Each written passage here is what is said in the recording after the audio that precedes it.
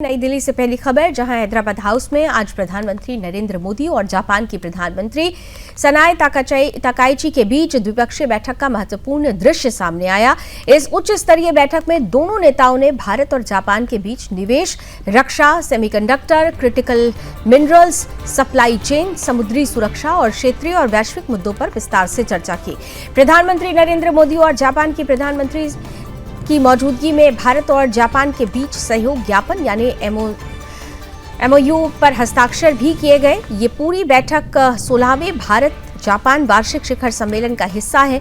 इससे पहले राष्ट्रपति भवन में ताकाइची का औपचारिक स्वागत किया गया और उन्हें गार्ड ऑफ ऑनर भी दिया गया।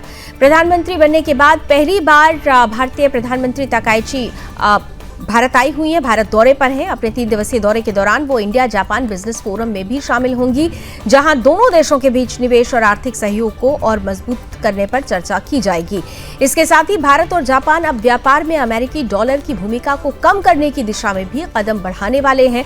एक रिपोर्ट के अनुसार दोनों देश ऐसी व्यवस्था विकसित करने पर काम कर रहे हैं जिससे लेन देन सीधे भारतीय रुपए और जापानी येन में किया जा सके। हालांकि ये योजना अचानक नहीं बनी है। अगस्त 2025 में प्रधानमंत्री मोदी की जापान यात्रा के दौरान दोनों देशों ने अगले 10 वर्षों के साझा दृष्टिकोण दस्तावेज पर सहमति जताई थी, जिसमें स्थानीय मुद्राओं में व्यापार और भुगतान व्यवस्था को बढ़ाने की बात पहले ही शामिल थी।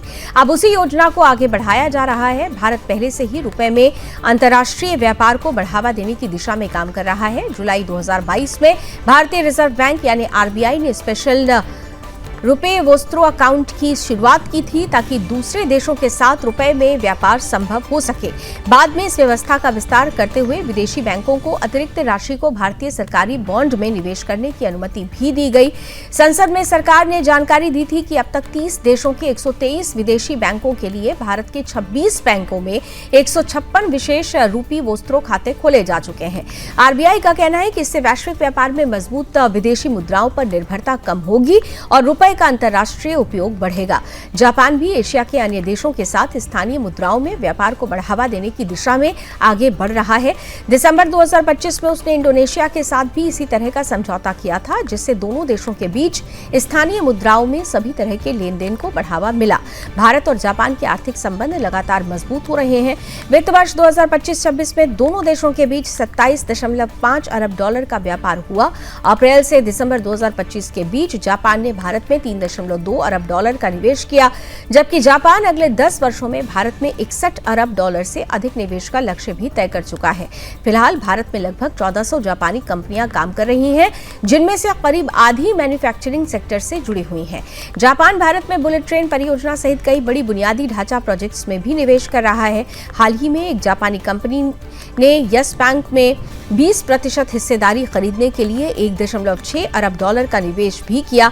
इस पूरे दौरे के दौरान दोनों नेता उद्योग जगत के प्रतिनिधियों से भी मुलाकात करेंगे। साथ ही क्वाड, हिंद प्रशांत क्षेत्र की सुरक्षा और रणनीतिक सहयोग जैसे अहम मुद्दों पर भी चर्चा की संभावना जताई जा रही है। नई दिल्ली में हुई ये बैठक भारत और जापान के बीच रणनीतिक और आर्थिक साझेदारी को एक नई दिशा देती हुई नजर आ रही है।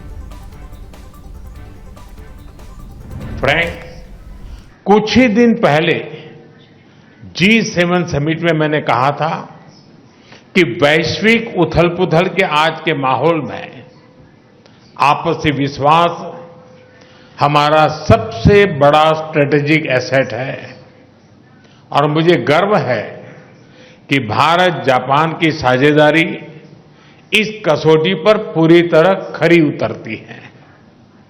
पिछले कई दशकों में ऑटोमोटिव से लेकर इलेक्ट्रॉनिक्स तक जापान ने भारत की ग्रोथ स्टोरी का अहम हिस्सेदार बनकर दोस्ती और विश्वास की एक अमूल्य पूंजी बनाई है। और आज प्राइम मिनिस्टर ताकाइची की यात्रा से हम अपनी special strategic and global partnership के नए अध्याय की शुरुआत कर रहे हैं। फ्रेंड्स, आज भारत और जापान दोनों ही विश्व की सबसे बड़ी इकोनॉमीज में से हैं। एक फ्री प्रॉस्परस और रूल्स बेस्ड इंडो पैसिफिक हमारी साझा प्राथमिकता है।